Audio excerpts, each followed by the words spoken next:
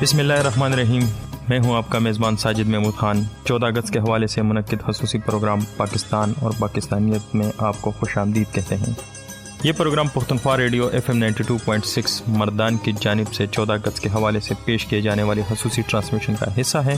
معزز سامعین، یہ پاکستانی ہونے کی شناخت ہمارے آباء و اجداد نے بڑی تگ و دور قربانیوں کے بعد حاصل کی ہے. اس شناخت پر ہر محب وطن پاکستانی کو فخر ہے. گزشتہ کئی دہائیوں میں پاکستان میں پیدا ہونے والی نوجوان نسل میں سوچ، سمجھ اور خیالات میں بدتدریج کئی تبدیلیاں رونما ہوئی ہیں، مگر پاکستانیت کا عنصر آج بھی کسی نہ کسی شکل میں موجود ہے. موجودہ نسل پاکستان سے محبت تو ضرور کرتی ہے، مگر جو عشق اور جنون پچھلی نسلوں میں پایا جاتا تھا وہ اس نسل میں نمایاں نہیں ہے. معزز سامعین، ایک قول ہے کہ محبت قربانی مانگتی ہے جبکہ عشق صلے سے بے پرواہ ہوتا ہے. لہذا اس ملک سے عشق کیجیے، اس بات کی پرواہ کیے بغیر کہ اس ملک نے آپ کو کیا دیا. بخت سے کوئی شکایت ہے نہ افلاک سے ہے، بخت سے کوئی شکایت ہے نہ افلاک سے ہے، یہی کیا کم ہے کہ نسبت مجھے اس خاک سے ہے. معزز سامعین، آئیے اپنے پروگرام کی طرف چلتے ہیں اور اس میں اپنے مہمان پروفیسر گوہر رحمان نوید صاحب سے اپنی گفتگو شروع کرتے ہیں. سب سے پہلے تو انہیں خوش آمدید کہتے ہیں، اس کے بعد پاکستان اور پاکستانیت کے حوالے سے ان سے گفتگو کا سلسلہ شروع کرتے ہیں. سب سے پہلے تو پروفیسر صاحب، ہم آپ کو 14 اگست کے دن آزادی کی مبارکباد دیتے ہیں اور اپنے شو میں ویلکم کرتے ہیں. بہت نوازش، بہت شکریہ کہ ریڈیو پختونخوا 92.6 مردان ہمیشہ کی طرح آج کے 14 اگست کے دن جب ہمارا وطن عزیز ہمارے وجود میں آیا تھا، لوگوں کو یاد رکھتے ہیں، سالگرہ کو یاد رکھتے ہیں، اپنے فرائض کو یاد رکھتے ہیں، ایسے مہمانوں کو یاد رکھتے ہیں جو ملی جذبے سے سرشار ہوتے ہیں، جو ملت کے غم میں کھڑتے ہیں اور ملت کے ساتھ رابطہ استوار رکھتے ہیں.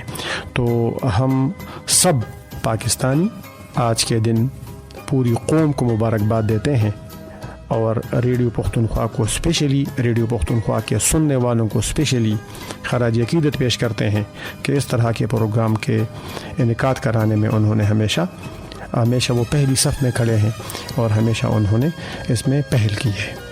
معزز سامعین، ہمارا آج کا پروگرام پاکستان اور پاکستانیت پر ہے. آج ہم اس حوالے سے گفتگو کریں گے اور پروفیسر صاحب کے خیالات بھی ان سے پوچھیں گے اس حوالے سے. پروفیسر صاحب، پاکستان وہ خطہ ارض ہے جو تحریک پاکستان کے نتیجے میں 14 اگست 1947 کو یعنی آج کے دن ہمیں ایک آزاد وطن ملا. تو یہ تو بڑا ایک واضح قسم کا ایک اس کے مطلب ہمیں پتہ چل جاتا ہے کہ پاکستان کیا ہے، تحریک پاکستان، اور ہم اکثر پڑھتے بھی ہیں، کتابوں میں بھی پڑھایا جاتا ہے. مگر ایک چیز جس کے بارے میں ہمارے سننے والے اکثر بہت کم ان کو سننے کو موقع ملتا ہے، وہ ہے پاکستانیت کے حوالے سے اکثر بات کی جاتی ہے. تو اس حوالے سے تھوڑا سا اس پہ روشنی ڈالیں کہ پاکستانیت ہے کیا چیز. یہ بہت بنیادی نقطہ ہے. پاکستان میں رہنے والوں کو اور پاکستان سے عقیدت رکھنے والوں کو کم از کم اس بنیادی نقطے کے بارے میں جانکاری ہونی چاہیے. قائد اعظم رحمۃ اللہ علیہ نے فرمایا تھا کہ پاکستان اس دن وجود میں آیا تھا جب برصغیر میں پہلا ہندو مسلمان ہوا تھا. تو پاکستان کی تاریخ یہ بہت پہلے سے محمود غزنوی کے یہاں پہ حملوں سے، پھر مغلیہ جو سلطنت رہی ہے اور اس طرح لودھی سلطنت رہی ہے، شیر شاہ سوری کی سلطنت رہی ہے، یہ پوری ایک تاریخ بنتی ہے.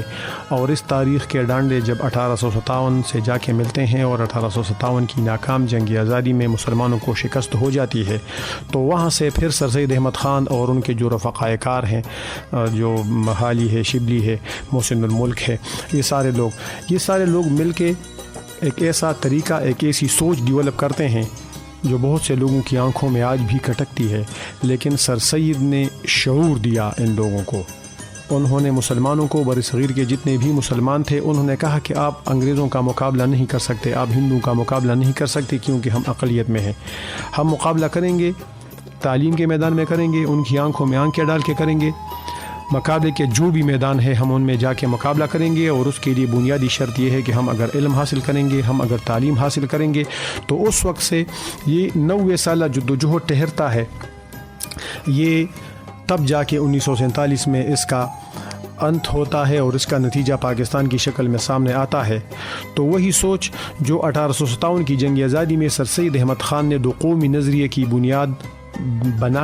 بنا ڈال کے لوگوں کے ذہنوں اور فکر میں ڈالی تھی، تو وہی سوچ پاکستانیت کی بنیاد ہے۔ پاکستانیت کی بنیاد یہی ہے کہ پاکستان کیوں، یہ سوال ہے، یہ سوال بار بار اگر کسی کے ذہن میں ہے تو پھر میرے خیال میں اس کا جواب خود بخود مل سکتا ہے کہ پاکستان کیوں بنایا تھا، پاکستان کس لیے بنا تھا، کیوں بنایا تھا۔ یہی سوچ، یہی جذبہ، یہی پاکستانیت ہے۔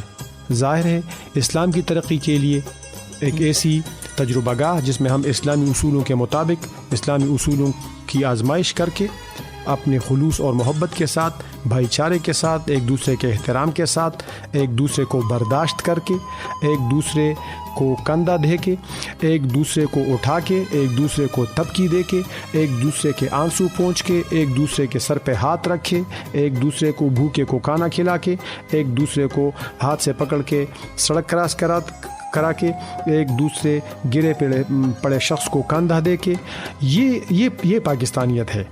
اگر یہ سوچ، یہ جذبہ، یہ اگر 1947 میں تھا جب بہت سے لوگ ہجرت کر کے لٹے پیٹے قافلے آئے اور یہاں کے لوگوں نے جو انصار آئے تھے، جو مہاجر آئے تھے، یہاں کے لوگوں نے انصار بن کے ان کی مدد کی، تو یہی سوچ اور یہی فکر اگر 1947 میں تھی، یہی سوچ اور فکر اگر 2005 کے زلزلے میں تھی، یہی سوچ اور فکر اگر 2008 کے سیلاب میں تھی، یہی سوچ اور فکر اگر سوات کے آئی ڈی پیز کے لیے مردان ثوابی اور ادھر ادھر پشاور کے لوگوں کے ذہن میں تھی، یہی سوچ اور یہی فکر اگر میران شاہ اور وہاں کے قبائلی علاقوں سے آئے ہوئے لوگوں کو پناہ دے کے، آئی ڈی پیز جتنے بھی ہیں پناہ دے کے، ان کو کھانا کھلا کے، ان کو ایک گلاس پانی دے کے، یہی سوچ اگر ہے تو میرے خیال میں اسی کو کہتے ہیں پاکستانیت، اسی کو کہتے ہیں آدمیت، اسی کو کہتے ہیں انسانیت۔ یہ لوگ کہتے ہیں میں انسان ہوں اور اس طرح یہ انسانیت کا مذہب، اسلام سب سے بڑا انسانیت کا مذہب ہے۔ میرے پیغمبر نے اسلام کے جو اصول بنائے ہیں دنیا کے کسی بھی مذہب کو آپ اٹھا کے دیکھیں۔ بے شک غالب نے کہا تھا ہم موحد ہیں، ہمارا کیش ہے ترک رسوم، ملتیں جب مٹ گئی اجزائی ایما ہو گئیں۔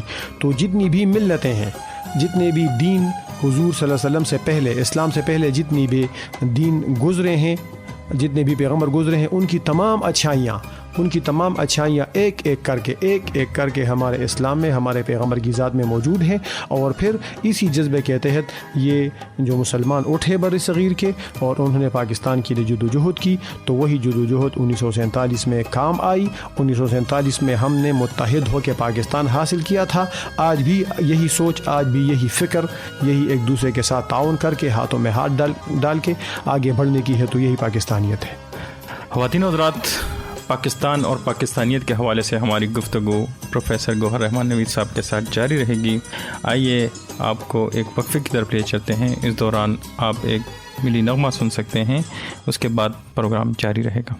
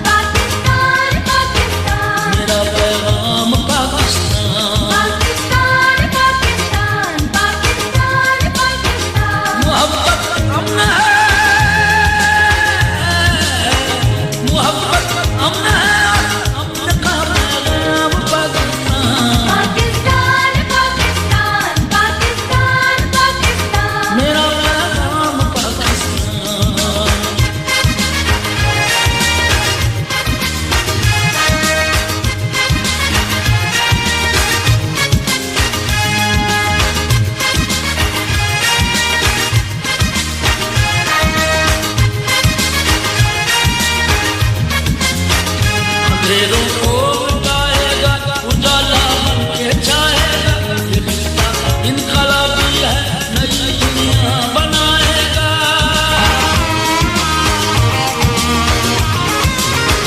اگر اللہ نے چاہا زمانہ وہ بھی آئے گا، جہاں تک وقت جائے گا اسے آگے ہی پائے گا۔ ندا قائد کی ہے اقبال قائد ہم پاکستان، پاکستان پاکستان پاکستان پاکستان، میرا امام پاکستان، پاکستان پاکستان پاکستان پاکستان، میرا پیغام پاکستان، پاکستان پاکستان پاکستان پاکستان، محبت امن ہے، امن کا پیغام پاکستان، پاکستان پاکستان پاکستان پاکستان، میرا پیغام پاکستان، پاکستان پاکستان پاکستان پاکستان، میرا پیغام پاکستان، پاکستان پاکستان پاکستان پاکستان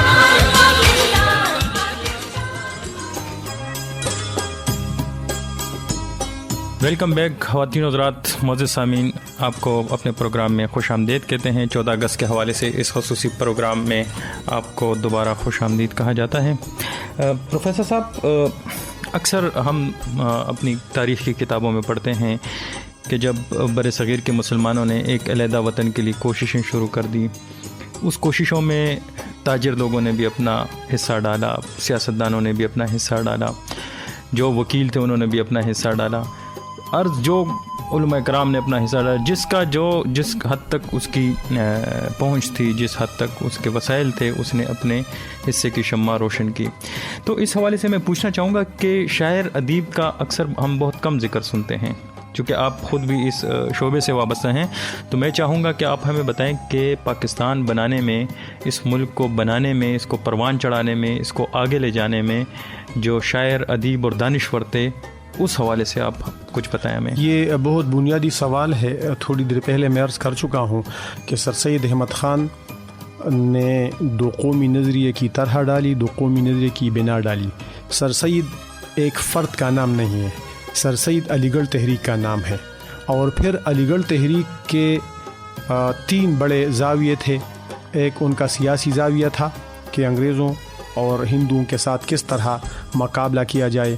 دوسرا اس کا جو سب سے اہم زاویہ تھا، یہ مقابلہ آپ کس طرح کریں گے، یہ مقابلہ آپ اس طرح کریں گے کہ آپ کے پاس لکھنے پڑھنے کے وسائل ہوں، آپ کے ساتھی اس طرح ہوں۔ تو پھر آپ دیکھیں سر سید احمد خان کے جو ساتھی ہیں، جن کو اردو کے عناصر خمسہ بھی کہا جاتا ہے، ایک ہے خواص خمسہ، ایک ہے اردو کے عناصر خمسہ، تو ان میں ایک سر سید خود ہیں، ایک ڈپٹی نذیر احمد ہے، ڈپٹی نذیر احمد جو اردو کا پہلا ناول نگار ہے، اور انہوں نے اردو کا پہلا ناول میرۃ العروس لکھا۔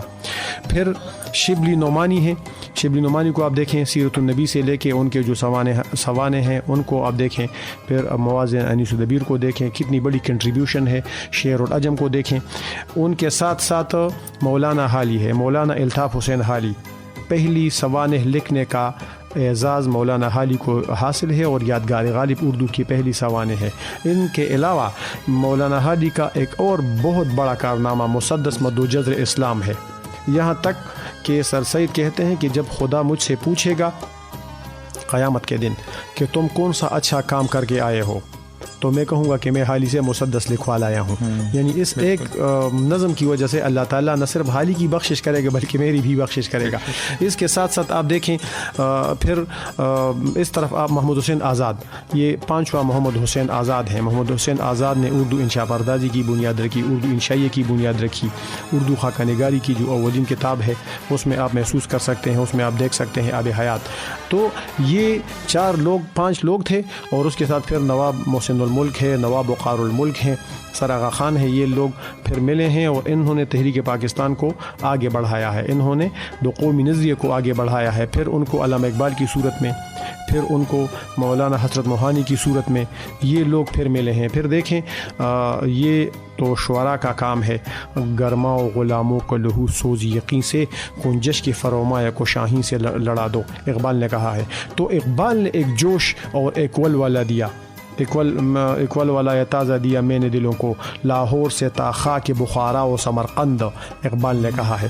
تو یہ جوش، اس طرح کا جوش کہ جب وہ 1911 میں شکوہ پڑھتے ہیں اور پھر 13 میں یا اس طرح کی تاریخ میں جواب شکوہ پڑھتے ہیں انجمن حمایت اسلام کے جلسوں میں، لوگ زار و قطار رو رہے ہیں، لوگ زار و قطار رو رہے ہیں، ہزاروں لوگوں کا مجمع ہے اور اقبال تحت اللفظ شکوہ اور جواب شکوہ پڑھ رہے ہیں اور لوگ زار و قطار رو رہے ہیں، اور اقبال اس میں جتنی رقم جمع ہوتی ہے اس جلسے میں، اس اجلاس میں، تو ساری رقم انجمن حمایت اسلام کے جلسوں میں فنڈ میں جو ہے دے دیتے ہیں، اپنی جیب میں نہیں ڈالتے۔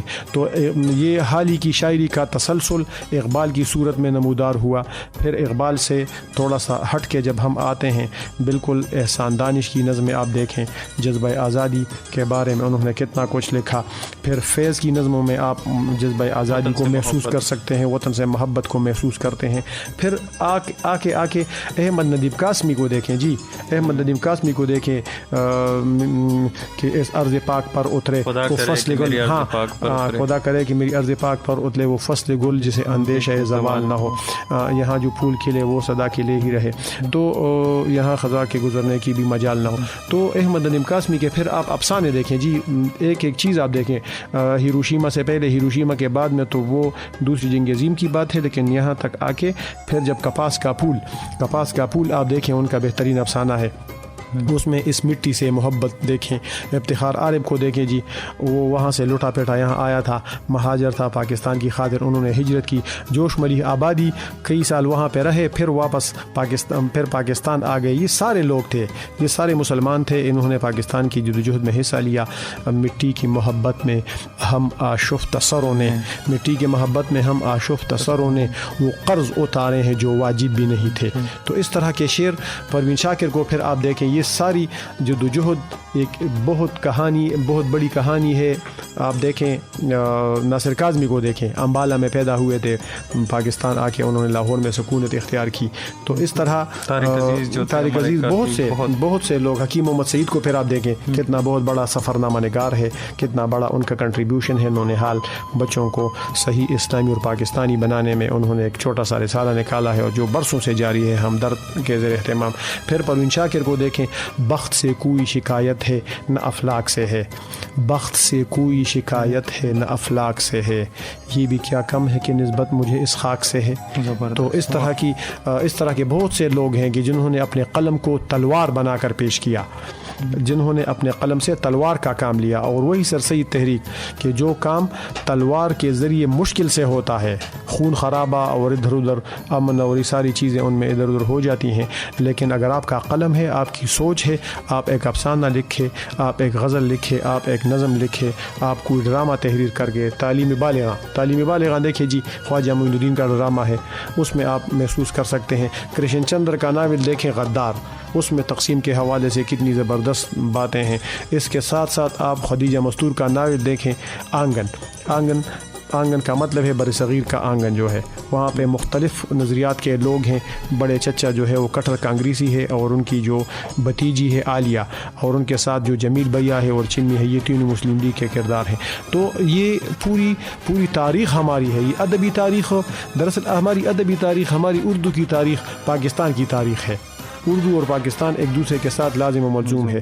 1867 میں جو اردو ہندی تنازع ہوا تھا بنارس میں جو اردو ہندی تنازع ہوا تھا، سر سید متان کہتے ہیں کہ اس دن سے میں نے سمجھ لیا تھا کہ اب بر صغیر میں مسلمانوں اور ہندوؤں کا اکٹھے رہنا مشکل ہے، اس وجہ سے کہ ہندو نے شعوری طور پہ کوشش کی کہ اردو کی جگہ ہندی نافذ کی جائے، جو دیوناگری رسم الخط میں لکھی جاتی ہے، جو سنسکرت رسم الخط میں لکھی جاتی ہے، اور اردو عربی رسم الخط میں لکھی جاتی تھی۔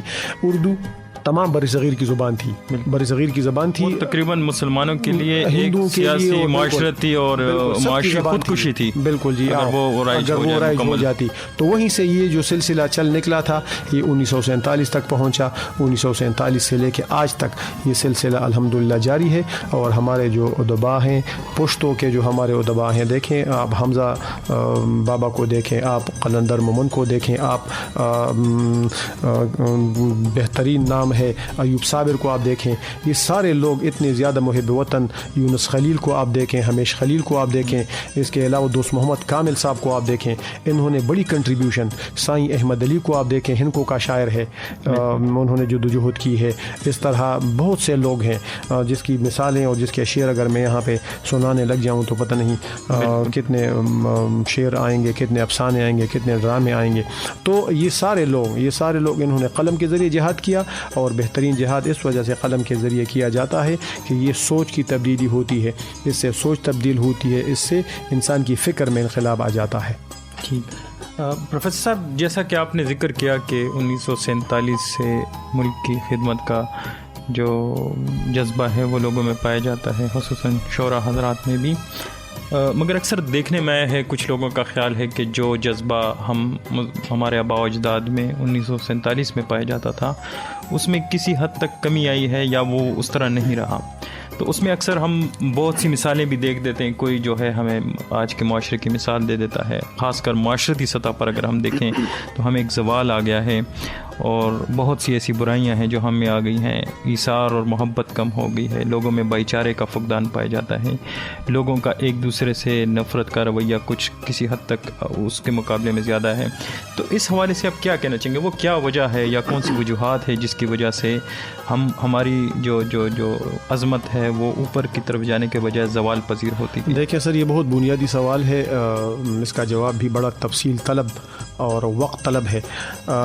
میری اپنی ذاتی رائے یہ ہے, میرا اپنا خیال ہے کہ 1947 میں جب پاکستان بنا تو پاکستان بہت سے لوگوں کی اور ہم سب کے جو آباء و اجداد تھے ان کے خوابوں کی تعبیر کے طور پہ, اقبال کے خواب کی تعبیر کے طور پہ لوگ اس کو ایک آئیڈیل اسٹیٹ اور اس طرح کے اسٹیٹ سمجھ رہے تھے, اس طرح کا ملک سمجھ رہے تھے جہاں بس لوگوں کے ساتھ جادو کی چڑی ہے اور انہوں نے یہاں پہ اسلامی قانون نافذ کرنا ہے اور یہ سب. لیکن یہ سب کچھ ممکن نہیں تھا. یہ سب کچھ اس وقت ممکن تھا جب قائد اعظم تھے, لیکن ہماری بدقسمتی دیکھی کہ قائد اعظم 1-2 سال میں وفات پا گئے. اس کے علاوہ لیاقت علی خان صاحب کو دیکھیں, پھر ہماری آئینی اور دستوری ارتقاء دیکھیں کہ ہم میں وہ جمہوریت نہ پنپ سکی, ہم میں وہ چیزیں نہ آ سکیں جو ایک اسلامی اور جمہوری معاشرے کے لیے کافی ہیں. لیکن ہم اس میں اگرچہ حکمران بھی ذمہ دار ہیں لیکن ان میں عوام بھی ذمہ دار ہیں, کیونکہ عوام, اب دیکھیں عوام یہاں پہ سب لوگ چوری کر رہے ہیں, سب لوگ ناپ تول میں کمی کر رہے ہیں, سب اس بازار کے اس سرے سے لے کے اس سرے تک ساری کی ساری منافقت ہے, ساری کی ساری ملاوٹ ہے. تو دیکھیں اب حکومت نے تو کسی کو مجبور نہیں کیا ہے کہ آپ ملاوٹ کریں, حکومت تو آ کے روکنے کی کوشش کرتی ہے, قوانین نافذ کرتی ہے, انہی قوانین کی ہم دھجیاں اڑاتے ہیں. 47 میں جذبہ تھا. آپ قدرت اللہ شہاب کا ناول دیکھیں یا خدا, انہوں نے طنز کیا ہے کہ کس طرح ان لوگوں نے دوسرے لوگوں کے ساتھ کیا سلوک کیا, لیکن یہ میجارٹی نہیں تھی. میجارٹی لوگوں کا جذبہ اس وقت بھی تھا اور آج بھی ہے. آج بھی وہ جذبہ سلامت ہے الحمدللہ, آج بھی پاکستانیت سلامت ہے. لیکن دیکھیں ہر ایک کو دیکھیے گلا, وطن سے یہ نہیں ملا, وطن سے وہ نہیں ملا. ہم کہتے ہیں نا کہ وطن, اس وطن نے ہمیں کیا دیا ہے, اس وطن سے ہمیں کیا ملا ہے, اور یہ کس طرح ہمیں پروموٹ کر سکتا ہے, کس طرح ہمیں پروٹیکٹ کر سکتا ہے, کس طرح ہمیں بنیادی سہولیات فراہم کر سکتا ہے. لیکن دیکھیں ہر ایک کو دیکھیے گلا, وطن سے یہ نہیں ملا, وطن سے وہ نہیں ملا. کسی نے یہ نہیں کہا وطن کو میں نے کیا دیا, وطن کو تم نے کیا دیا. سب سے بڑی بات یہ ہے پاکستان نے ہمیں مٹی دی, پاکستان نے ہمیں پہچان دی, پاکستان نے ہمیں شناختی کارڈ دیا, پاکستان نے ہمیں پاسپورٹ دیا, پاکستان نے ہمیں تعلیم دی, پاکستان نے ہمیں پہچان دی کہ ہم کس وطن میں رہ رہے ہیں. لیکن پھر اس پاکستان کے لیے ہم کیا کر رہے ہیں؟ کیا نہ بیچو گے جو مل جائے صنم پتھر کے, اقبال نے کہا ہے. کہ ہم خود کیا کر رہے ہیں؟ ہم خود کرپشن نہیں کر رہے ہیں, ہم خود اپنے بھائی کو دھوکہ نہیں دے رہے ہیں, ہم خود اس سوچ میں نہیں ہے کہ بھائی بس پیسے کماؤ, اسلام بھی ایک طرف رہے, پاکستانیت بھی ایک طرف رہے. یہ جذبہ, یہ ساری چیزیں یہ کہاں سے آ گئی ہیں؟ یہ ہوس اور ہرس جو ہم میں آ گئی ہے, تو یہ تو ہمیں کسی نے کہا نہیں تھا کہ ہم ایک ملک اس طرح بنائیں گے. ابن انشا کہتے ہیں اردو کی آخری کتاب میں کہ آزادی سے پہلے ہمیں ہندو اور سکھ بنیے لوٹتے تھے. ہماری خواہش تھی کہ یہ سلسلہ ختم ہو اور ہمیں اپنے مسلمان بھائی لوٹیں. ٹھیک ہے, تو یہ بڑی عجیب و غریب بات ہے. اب وہ مسلمان جن کے دین میں, جن کے مذہب میں, جن کے طور طریقوں میں, جن کی معیشت میں, جن کے معاشرت میں یہ چیزیں حرام ہیں, اب وہی لوگ بڑے دھڑلے سے سود لے رہے ہیں. اب وہی لوگ بڑے دھڑلے سے ملاوٹ کر رہے ہیں. اب دن دہاڑ جو ہے وہی لوگ مہنگائی, یہ سارے یہ ذخیرہ اندوزی, یہ ساری چیزیں. تو دیکھیں سر, یہ جذبہ جو بنیادی جذبہ تھا, جو پاکستانیت ہے, الحمدللہ یہ ہمارے نوجوانوں میں آج بھی ہیں.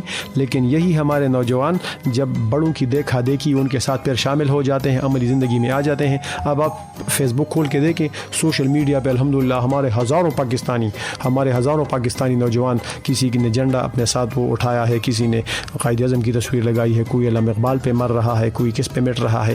تو یہ جذبہ جو 47 میں تھا آج بھی برقرار ہے.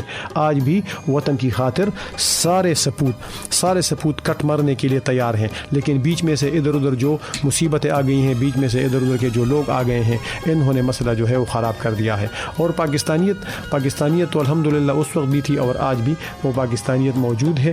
اور اس کی 20 مثالیں ہیں. آپ نے دیکھا اکتوبر میں جب زلزلہ آیا تھا, کس طرح ایک لوگوں نے دوسرے لوگوں کو, ہم سب نے کندھے سے کندھا ملا کے, پھر جب سیلاب آیا کس طرح لوگوں نے چندے دیے. اب دیکھیں ڈیم کے لیے کتنے لوگوں نے چندے دیے.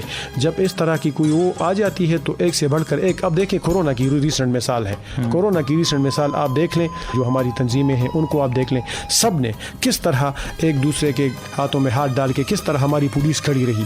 لاک ڈاؤن میں کس طرح کی خدمات ہماری پولیس نے سر انجام دی. پھر ہسپتالوں میں آپ دیکھیں, ہمارے پاس وسائل بالکل نہیں تھے, ہم بالکل تہیدست تھے, لیکن ہمارے ڈاکٹروں نے خود قربانیاں دی. ہمارے ڈاکٹر خود ان میں مرے کپے, ہمارے ڈاکٹر ان میں خود شہید ہوئے.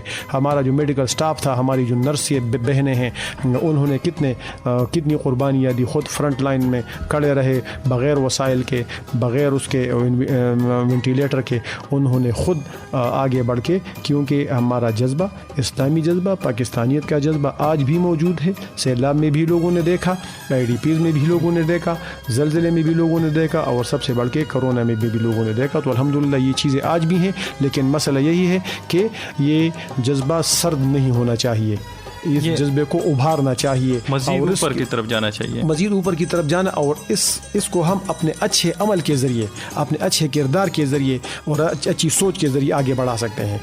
مسئلہ یہی ہے کہ اگر میرا بیٹا مجھے دیکھ رہا ہے کہ یہ ادھر ادھر کے حرام اور حلال کی تمیز کیے بغیر روزانہ گھر میں پیسے لا رہا ہے, اور کبھی فروٹ لا رہا ہے, اور کبھی ایک گاڑی میں ہے, کبھی دوسری گاڑی میں ہے, تو میرا بیٹا بھی اس طرح, ان کی پرورش اگر حرام کے پیسوں پہ ہوئی ہے تو پھر ان سے ہم کسی خیر کی توقع نہیں رکھ سکتے. یہی سوچ اگر ہو کہ اگر کوشش کریں کہ بھئی میری جو ڈیوٹی ہے, یہاں پہ ہم بیٹھے ہوئے ہیں, آپ بیٹھے ہوئے ہیں ریڈیو پہ, میں کالج میں لیکچر دے رہا ہوں, وہاں پہ میں آرام سے بیٹھا ہوں, لوگ آتے ہیں, بچے آتے ہیں, بس کل کلاس لے لیں گے, آج تو میرا موڈ ٹھیک نہیں ہے. کتنے لوگ ہیں؟ 3 لوگ ہیں. اگر ایک بھی بندہ ہوا تو ہم اس کو پڑھائیں گے.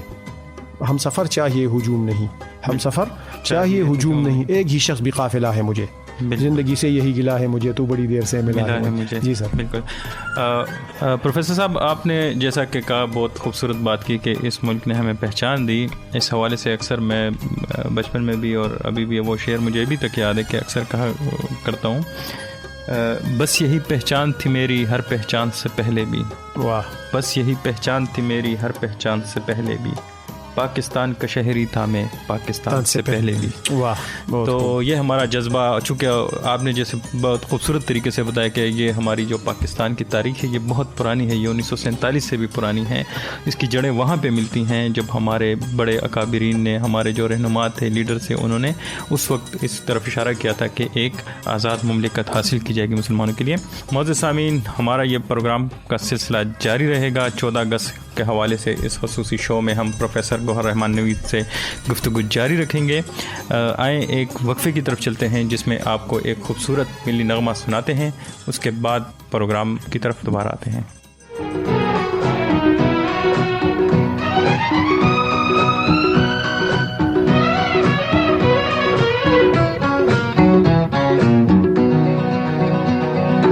वतन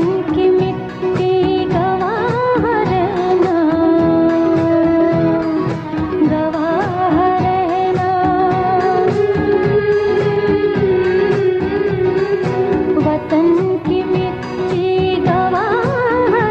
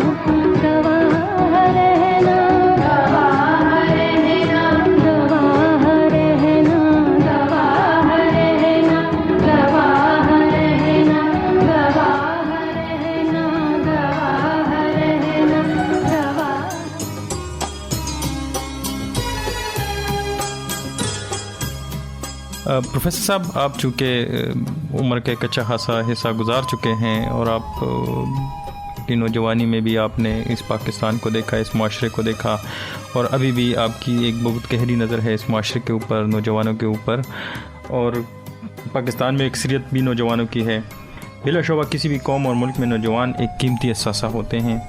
ہماری یوتھ، ہمارا نوجوان ایک بہت قیمتی سرمایہ ہے ہمارے لیے، اور یہ ایک بہت اہم کردار ادا کر سکتا ہے، جو کہ کرنا بھی چاہیے۔ تو میرا سوال یہ ہے کہ آپ اس یوتھ کو کیا پیغام دینا چاہیں گے کہ پاکستانیت کو فروغ دینے میں ہماری یوتھ، ہمارا نوجوان کیا کردار ادا کر سکتا ہے؟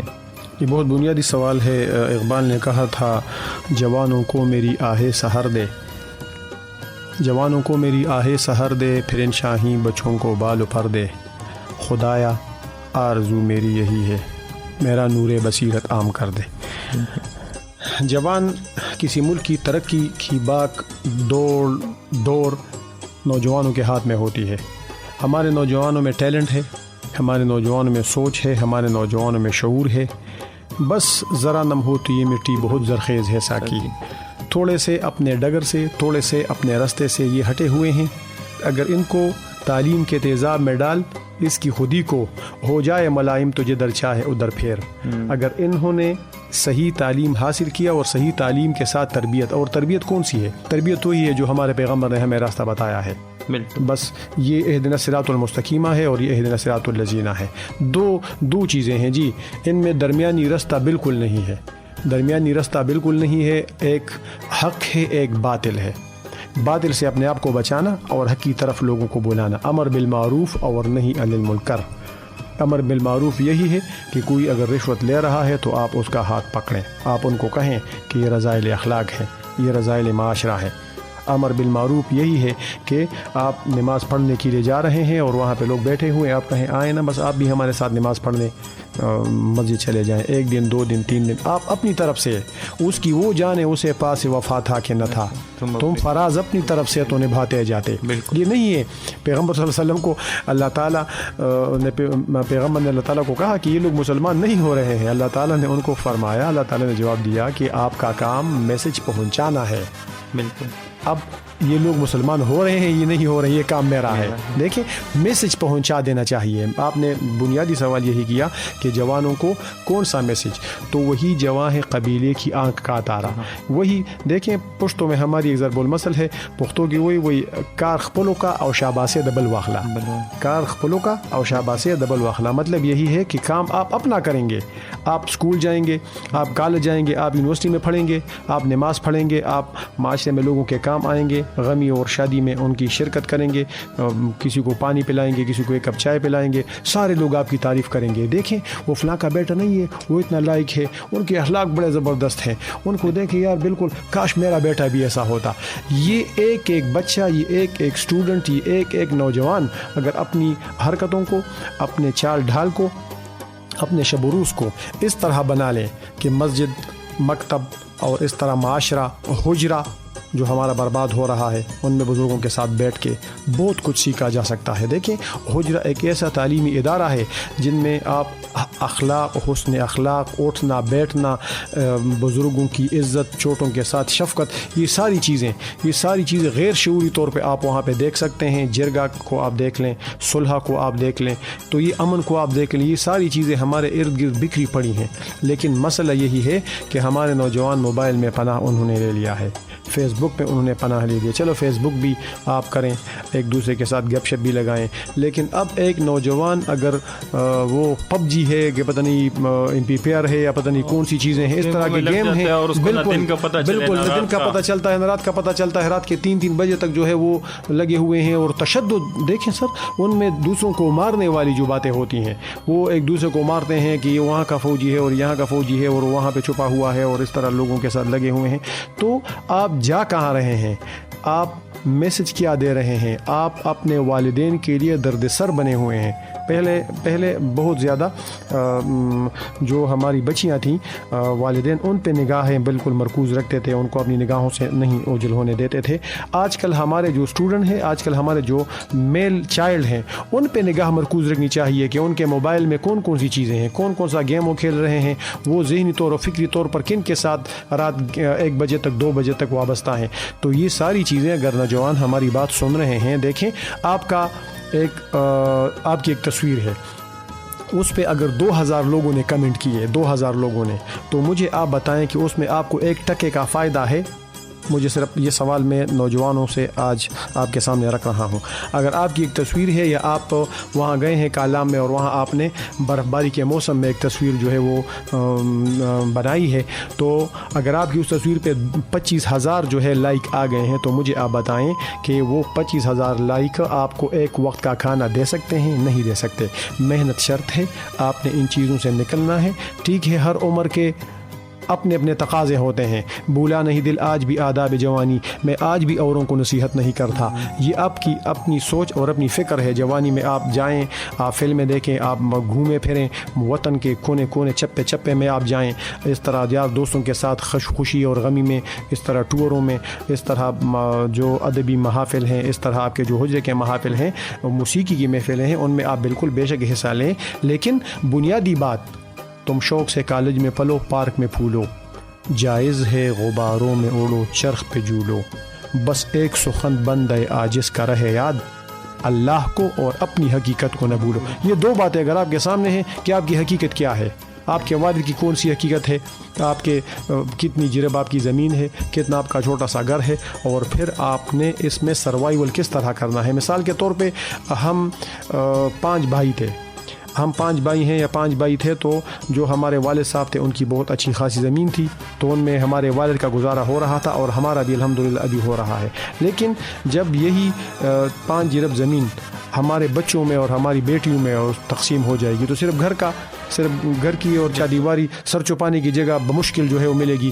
تو پھر ہم نے دن رات دیکھے بغیر محنت کرنی ہے, مسلسل جدوجہد کرنی ہے, تب کہیں جا کے اس معاشرے میں ہم سروائیول کر سکیں گے. تب ہم جس کو کہتے ہیں سفید جامہ سفید ریشی, اور ہماری عزت کا بھرم جو ہے وہ رہے گا. تو یہ آپ نے محنت, بوجھ نہیں بنیں گے. اپنی دنیا آپ پیدا کر اگر زندوں میں ہیں, سر آدم ہے ضمیر کن فقاں ہے زندگی, تو اپنے ہاتھ کا کمایا ہوا, اپنی سوچ اور فکر کا کمایا ہوا رزق جو ہے اس میں بہت اطمینان بھی ہوتا ہے, اس میں بہت سکون بھی ہوتا ہے.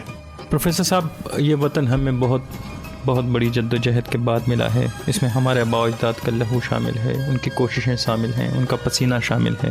ہم چاہتے ہیں کہ یہ وطن قیامت تک رہے اور انشاءاللہ رہے گا. مگر ایک فرد انفرادی طور پر کیا کردار ادا کر سکتا ہے اس ملک کو برقرار رکھنے میں, اس ملک کی شناخت کو برقرار رکھنے میں, اس کی پہچان کو برقرار رکھنے میں, اور سب سے بڑھ کر اس کی پاکستانیت کو برقرار رکھنے میں؟ اقبال نے کہا ہے, پھر میں اقبال کی طرف آؤں گا, بار بار اقبال کی طرف رجوع کرنا پڑتا ہے. قوم گویا جسم ہے, قوم گویا جسم ہے, افراد ہیں اعضائے قوم, منزل صنعت کے رہنما و دست و پائے قوم. قوم جو ہے مختلف افراد کا مجموعہ ہے, ایک ایک شخص سے مل کر قوم بنتی ہے, اور ایک ایک قطرے سے دریا بنتا ہے. اب اگر ایک ایک قطرہ گدلا ہے, گندا ہے, ناپاک ہے, تو ظاہر ہے دریا کا سارا پانی, بلکہ ایک قطرہ بھی ایک مچھلی سارے تالاب کو گندا کر سکتی ہے. اب انفرادی طور پر ہمیں خود محنت کرنی ہے, انفرادی طور پر ہمیں خود اپنا محاسبہ کرنا ہے, اپنی اکاؤنٹیبلٹی کرنی ہے کہ صبح سے لے کر شام تک میں نے کتنی اچھائیاں کی ہیں اور میری کتنی برائیاں کی ہیں, کتنا میں لوگوں کے کام آیا ہوں, کتنا میں اپنے پیٹ کا دوزخ بھرنے کے لیے میں نے کون سے حلال اور حرام راستے جو ہے وہ چنے ہیں. تو میرے خیال میں ہر قوم, ہر فرد میرے ملک کا ایک ایسا فرد ہو, اپنی خوشی وطن کی خوشی پہ جوار دے. یہاں پہ ہمارا مسئلہ کیا ہے, ہمیں صرف اور صرف اپنی پڑی ہوئی ہے, ہمیں صرف اپنی خوشیاں عزیز ہیں, ہمیں صرف اپنے غم ہیں. لیکن اگر ہم اس طرح کریں, ہر ایک کو اپنے غم ہوتے ہیں, لیکن مجھے جو غم ہے وہ میرا نہیں ہے. اگر یہ میرا غم وطن کا غم ہو تو پھر مسئلہ حل ہو سکتا ہے, پھر خوشیاں ہم ایک دوسرے میں بانٹیں گے، پھر ہم ایک دوسرے کے دکھ میں ایک دوسرے کے ساتھی بنیں گے، تب بات آگے بڑھے گی۔ یہی مسئلہ اگر ہم اپنی انفرادیت کو اجتماعیت میں لے آئیں تو مسئلہ حل ہو سکتا ہے۔ اگر ہم صرف اپنی دنیا آپ پیدا نہ کریں کہ بھئی بس صرف اپنی تجوریاں بھریں، اپنے لیے رزق، اپنے لیے حلال اور حرام کو دیکھے بغیر بینک بیلنس، پھر کوٹھی، اور پھر اگر ایک کوٹھی حیات آباد میں ہے تو دوسری شیخ ملتون میں ہے، اور شیخ ملتون میں اگر ہے تو وہ تو مجھے پسند نہیں، میں تو بحریہ ٹاؤن میں رہنے کا وہ ہوتا ہوں، پھر امیدیں کم رکھیں جی، مقاصد بڑے رکھیں۔ مقاصد بڑے رکھنے چاہیے، اس کی امیدیں قلیل، اس کے مقاصد جلیل۔ مقاصد بڑے ہونے چاہیے، تب ان بڑے مقاصد کے لیے جدوجہد کا راستہ اپنانا چاہیے۔ شارٹ کٹ پہ جو لوگ گئے ہیں، شارٹ کٹ کا انجام برا ہوتا ہے۔ دیکھیں بہت سے لوگ ہیں اسمگلنگ کرتے ہیں، بہت سے لوگ ہیں اجرتی قاتل بنتے ہیں، اجرتی دوسرے لوگ کیا کیا کرتے ہیں جو برائیوں میں مبتلا ہوتے ہیں۔ آپ لوگوں نے ان کا انجام دیکھ لیا ہے۔ یہ فلمیں، یہ ہمارے ڈرامے، یہ روزانہ کے اس طرح کے مجلسیں، یہ دراصل ہمارے معاشرے کی تصویریں ہیں۔ تو ہمارے معاشرے کی جو تصویریں ہیں ان میں آپ نے دیکھ لیا کہ جو اسمگلر ہوتا ہے یا جو اس طرح آرام خور ہوتا ہے یا جو ذخیرہ اندوزی کرتا ہے، اس طرح کی کسی غیر قانونی کام میں مبتلا ہوتا ہے، بہت سے پیسے ان کے پاس ہوتے ہیں، ان کے بہت سے مسائل حل ہوتے ہیں، لیکن آخر میں ان کو اپنی جان سے ہاتھ دھونے پڑتے ہیں۔ تو کم از کم ہمیں شارٹ کٹ کی بجائے لانگ براہ راست برو اگرچہ دور باشد۔ شیخ سعدی نے کہا ہے کہ اگر آپ نے لمبا راستہ کاٹ کے اگر آپ نے پہنچنا ہے تو وہ لمبا راستہ آپ کاٹیں، محنت کریں، گرتے پڑتے منزل تک آپ پہنچ جائیں گے۔ لیکن اگر آپ چاہیں گے کہ آپ کے پاس آج صبح آپ اٹھیں اور کل آپ کے پاس بینک بیلنس ہو اور پجیرو ہو اور آپ کے پاس گاڑی ہو، یہ ساری چیزیں یہ تو آ جائیں گی، آپ کا سکون نہیں ہوگا، آپ ذہنی طور پر منتشر ہوں گے، آپ نیند کی گولیاں کھا کے پھر آرام کریں گے۔ نیند کی گولیوں کے بغیر جو بالکل اس طرح کے کیا کہتے ہیں پاؤں پھیلا کے یا گھوڑے بیچ کے جو سوتا ہے، میرے خیال میں وہ دنیا کا سب سے خوش قسمت شخص ہے، کیونکہ بہت سے لوگوں کے پاس بہت زیادہ پیسے ہیں لیکن ان کے پاس انسانیت نہیں ہے۔ بہت سے لوگوں کے پاس بہت زیادہ پیسے ہیں لیکن وہ نیند کی گولیوں کے محتاج ہیں، ان کے گھر میں سکون نہیں ہے، ان کی بیوی کے ساتھ ہر وقت جھگڑے، ان کے بچوں کے ساتھ ہر وقت جھگڑے، ان کے بچے پتہ نہیں کیا کیا کر رہے ہیں، کہاں کہاں جا رہے ہیں، سب کے سب ایک دوسرے سے بے خبر اور ناخبر ہیں۔ تو یہ جو آپ نے سوال پوچھا ہے، اس کے لیے ہمیں انفرادی طور پر جدوجہد کرنی ہے، اس کے لیے ہر ایک شخص نے آگے آنا ہے، ہر شخص نے آگے آنا ہے، فرنٹ مین کا کردار ادا کرنا ہے۔ جب ہر شخص آگے آئے گا، میرے خیال میں ہماری قوم میں ٹیلنٹ بھی ہے، ہماری قوم میں حوصلہ بھی ہے، ہماری قوم میں جذبہ بھی موجود ہے، تو انشاءاللہ پھر یہ گاڑی آگے بڑھے گی اور اس طرح آگے بڑھے گی کہ دنیا کو حیرت میں ڈالے گی، پھر ہم ترقی پذیر کی بجائے ترقی یافتہ کہلائیں گے انشاءاللہ تعالی۔ ضرور ضرور، انشاءاللہ وہ دن ضرور آئے گا۔ پروفیسر صاحب، ہم آپ کا شکریہ ادا کرتے ہیں۔ معزز سامعین، اس گزارش کے ساتھ، ان الفاظ کے ساتھ آپ سے اجازت چاہوں گا۔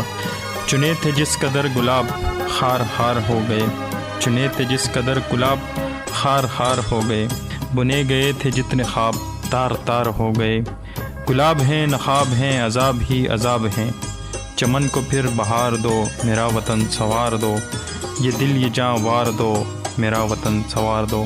پاکستان زندہ باد۔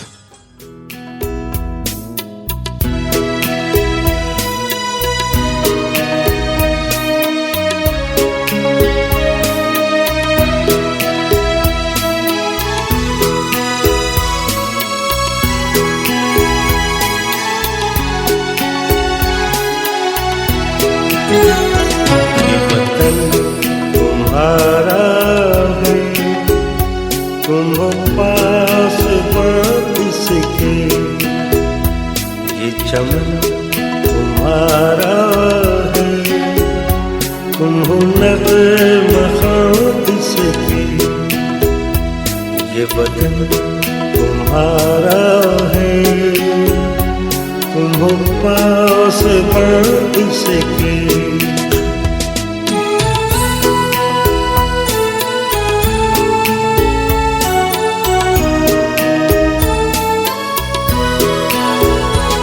اس چمن کے پھولوں پر رنگ و آب تم سے ہے، اس زمین کا ہر ذرہ آفتاب تم سے ہے، یہ فضا تمہاری ہے، بحر پر تمہارے ہیں، जाने रह गुजर तुम्हारे हैं। ये वतन तुम्हारा है, तुम हो पास इसके।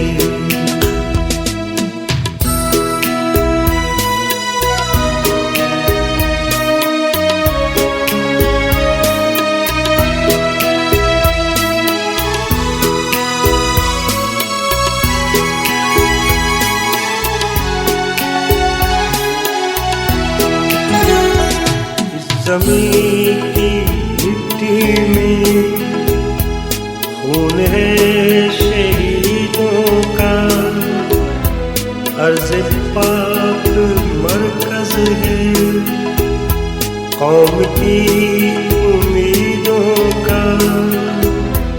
नज़्म ज़ब्त को अपना मेरे कारवां जानो, वक्त के अंधेरों में अपना आप पहचानो। ये वतन तुम्हारा है, तुम हो पास इसके।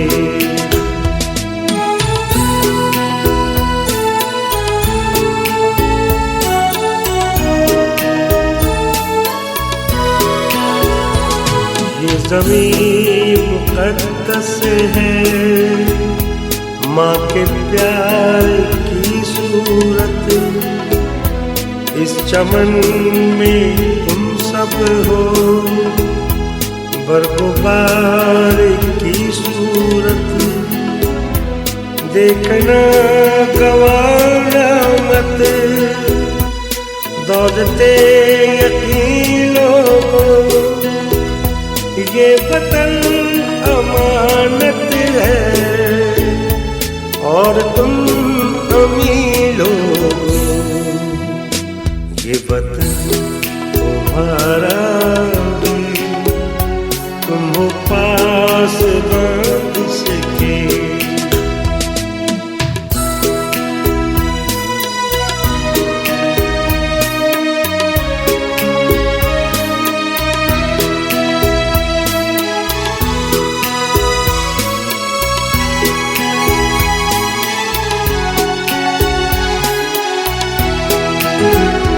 मेरे कारवां हम थे, रूहे कारवां तुम हो। हम तो सिर्फ उनवां थे, असल दास्तां तुम हो।